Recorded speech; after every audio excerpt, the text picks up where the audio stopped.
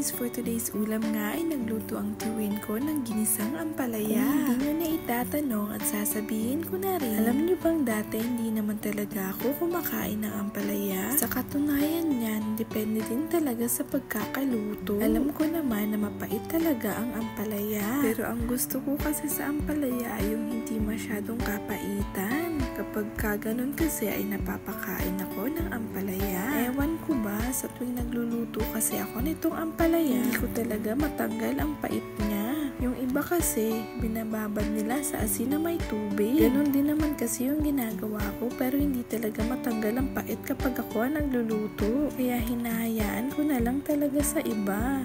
O siya, tama ng chika para makakain na. Natakam na naman ba kayo? Hanggang dito na lang muna. Mabala sa panonood.